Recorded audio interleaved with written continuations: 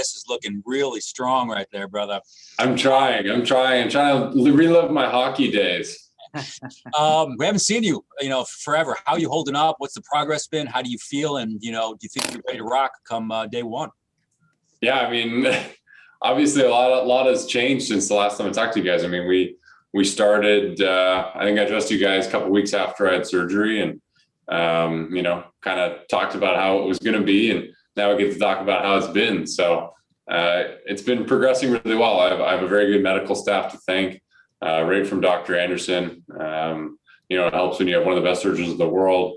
And then right from there, I mean, really just kind of attacked it from day one. We didn't miss a beat. Our two PTs, Nick Valencia and Pete Cicinelli, have basically lived, eat, and breathe rehab with me the last, 6 months basically. So kudos to them for putting up with me for that long, and big thank you. But no, I feel amazing. Obviously that the progress right now is going to be made running. I'm pretty well. I am where I am and where I need to be off the mound. Given any other year, it's the same right now as any other February first day of camp. So it's just about running at this point and making sure that I'm good to field that bunt, cover first, and when that happens, it's go time. But right now we're just focusing on kind of what we can do every single day.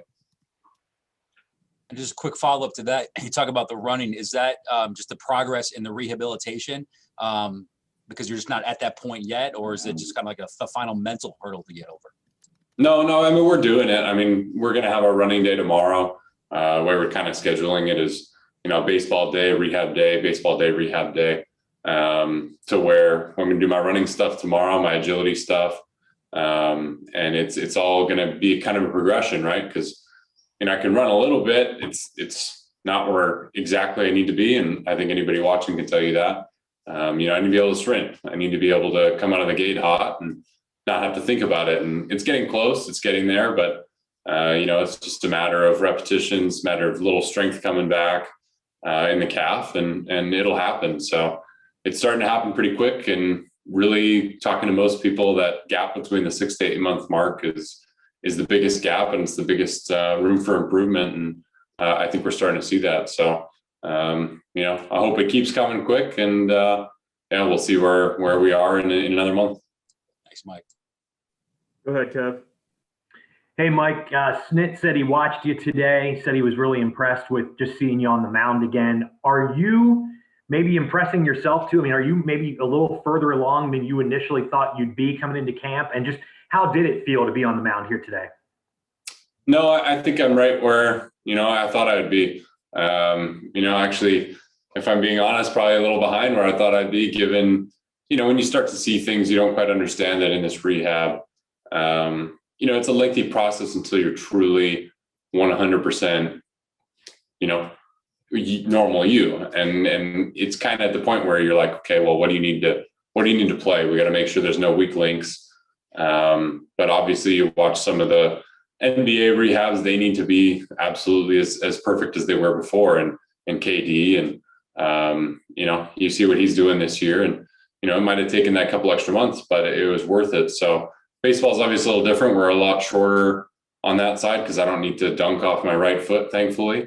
But I need to be strong enough to where, like I said, we can sprint off the mound if we need to. And, it's just it's been a process. I mean, at times it feels like it's going slow. I talked to some other people that have done it, talked to Adam Wainwright quite a bit, as well as Roman Quinn, who blew his in the minor leagues. And obviously he's doing pretty good because he's flying. So I said, if I can come back running like him, I'll be okay. Go to you, Bo. Mike, give me your response to Mike could be ready on opening day, but it would be better for him to wait until the end of April or beginning of May. What's your response to that? Do you mind if I ask who said that? Is that like a? Yeah, let's just say, okay, I'll just say that's me saying that. I'll say I'm saying, Mike says he could be ready, but it might be ready. It might be better for him to wait a couple extra weeks. What's your response to that? Yeah, obviously my response to that is I would tell you that I could be ready to compete right now. You know, I mean, really on the mound, I am ready to compete. You know, I might have to throw behind the guy that tries to bunt if I can't go field the bunt, but thankfully we have an extra 2 months that I don't need to do that. So I think it's just, again, it's going to be such a arbitrary moment to where, I mean, what are those extra 2 weeks at that point? I mean, we talked to our surgeons, you know, they basically say at the 5-month mark, the Achilles is actually as strong as it's going to be, which I've kind of had to have been explaining to people, is because they think, you know, the Achilles is at a point where it's still at risk, but it's not. It's just everything else, right? You don't get to use everything else the same way for a number of months. So it's a matter of making sure the knee and the hip are good to go, because you don't want pop-up injuries after that. But, you know, we've put in so much work to make sure the rest of my body is where it needs to be. You know, being in the weight room as much as I could, as soon as I could, as well as being on the bike, and you know, being in the Alter G, running it with some gravity help or anti-gravity help, as it may be. But you know, it's just a matter of getting to the point where we say, yep, you know, there's no weak link. Is he going to be a little better in the next 2 or 3 months? Probably.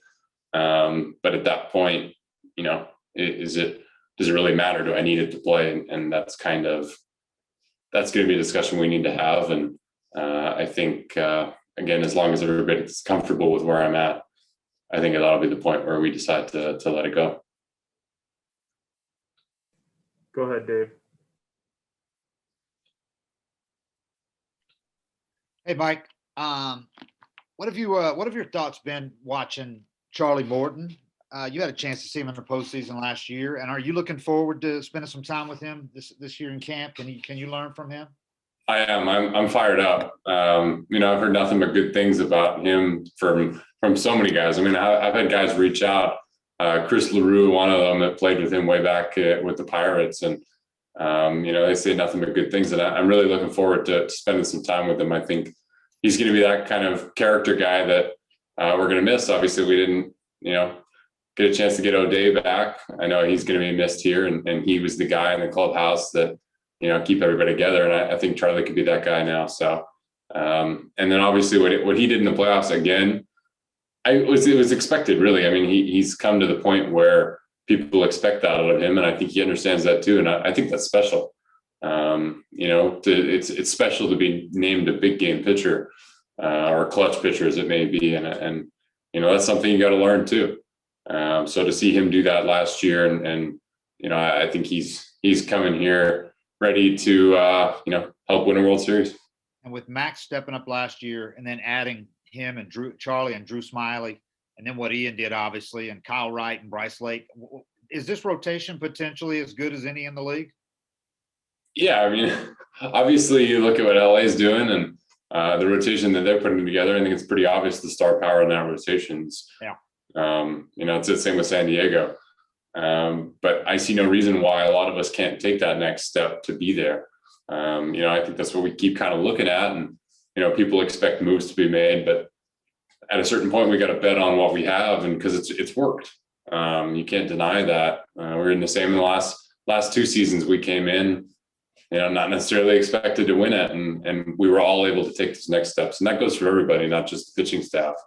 You know, we also have the reigning MVP at first base, and I think a lot of people kind of forget that you have one of the best hitters in baseball now with Marcel back, and I mean, we're as loaded as we've been, and I don't see a reason why a lot of us can't even step up our roles to match some of the teams that have got that, basically. Thanks. Go to you, Justin. Hey, Mike, what was the experience like watching the playoff run, watching the NLCS last year from your point of view? It's one of the cooler and harder things I've ever had to do. You know, it's cool from a sense where you see a bunch of your guys up there, a bunch of your buddies that you grew up with in the minor leagues, get to have their chance to shine, and they did. You watched what Ian did down the stretch and what Bryce did in the playoffs, and what Kyle managed to figure out was awesome, because I think we've all just we knew it was coming. We just were waiting for it. That's all. So to see all of them do that was pretty cool, but not to be there was pretty hard. You know, when you're sitting on a couch at home, you know, not throwing on your feet yet, it's a tough moment, and that's not something that I'm going to forget anytime soon. And you know, I'm glad for that. I think that's going to help with any sort of you know, droughts of motivation, and you know, those days in June when you're getting tired and you're ready for the All-Star break to kind of kick you in the butt and keep you sharp. I think I'm going to remember that and remember what that feels like. Go ahead, Charles. Mike, thanks for doing this. You mentioned fielding bunts as being a challenge you've got to meet. Snit mentioned the having to come out of the batter's box, and I'm wondering, you know, having that on your plate, did you have any mixed feelings about the ongoing discussion about whether or not we would have a DH this year? No, I want to hit. I've said it the whole time. I love taking BP. I feel like I have more to show at the plate than I have shown. I have no problem saying that. And again, like kind of going back to where we say, where's, you know, what everybody's nervous about. And at this point, you get to that point, I'm running, you know, I'm doing it tomorrow. It's not like it's at any more risk just because you're coming out of the box. And again, that's something we kind of need to talk about, is that, you know, the Achilles can't really be hurt at this point. And it's more of a thing of other muscles and just making sure those are ready. So hopefully, you know, I get the bunt down and that's all that matters, or, you know, you take some big cuts and see what happens. But, you know, again, I think I will be ready for that when that day comes. And, you know, obviously I don't think I'll be getting the green light to steal some bags, but, you know, I don't think I will be completely enabled when I'm at the plate. If I can follow up, you mentioned Wainwright and Roman Quinn. I'm curious, did you reach out to them or did they reach out to you? How did you talk with them? Yeah, Adam Wainwright reached out to me actually probably the night I did it. I think he got my number from Snit, and then reached out to Roman Quinn later because Manzolino, our one of our minor league directors, he knew him in the minor leagues with the Phillies, and I didn't know, but I knew he was a speedster, right? So. I mean, he was back stealing bags in 7.5 months, and I mean that's mid-March for me, right? So again, it's just kind of hearing what he had to say, hearing how the process isn't as smooth as everybody, you know, thinks it is. You know, it's not just like after a certain number of weeks you're just able to do this. You know, you come out of the cast and they say, okay, you can start walking, but you can't actually walk yet because you don't have the range of mobility or the strength to do it. So you're kind of just hobbling for a little bit until you kind of figure it out again and the strength comes. But talking to those guys and understanding what I was going to go through at this point didn't mean I was going to feel 100% at 6 months. Didn't mean I was going to feel completely 100% at 8. You know, it takes time to get that last little jump back. And again, thankfully, I don't have to steal any bags. And, you know, I just want to be good enough to compete with my Gold Glove teammate. Back to you, Zach. Two quick things. Does it feel, and you have so much to look forward to in spring training, but does it feel like spring training, or with everything else going on, is the energy just blah?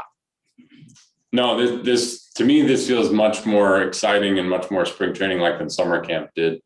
I think summer camp felt a little more unsure. I think a lot of us were kind of coming in there wondering if it was going to get off the ground, wondering if we were going to shut down, if there was going to be lulls. And with live BPs and everything like that, that was basically being held for summer camp, it just didn't feel big league, you know, and I think this year does a lot more so because we've gotten more comfortable with protocols. You know, we understand where we need to be. And I think, you know, we've addressed that all last year. That's why I think we're able to do it. And hopefully everything goes smoothly this year as well. But, you know, it feels awesome. It feels awesome to see guys. It feels great to get on the mound with a bunch of other guys too. You know, you get that 10-pack, you're starting to hear the smack of the glove again. You know, you get that little extra adrenaline. To me, it feels like spring training. I've been, you know, rehabbing with the same few people all off season. So it's awesome to see regardless.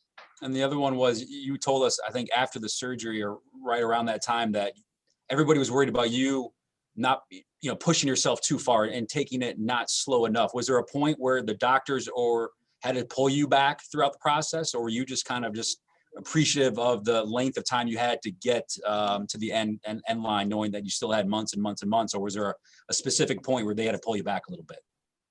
No, I think it's actually a pretty tough injury to push. I mean, you know when you're pushing it, it doesn't feel good. And, pushing through pain at a certain point is useless. I mean, I've never done that. I've never pushed through pain in my career to the point where I thought I was doing damage. Obviously, you're going to throw something every once in a while where you're going to say, oh, that didn't feel good. And throw another one and it might work itself out. But being a meathead and pushing yourself beyond the point where it's useful is not good. And I think that was kind of a misconception of how I would take this from the start.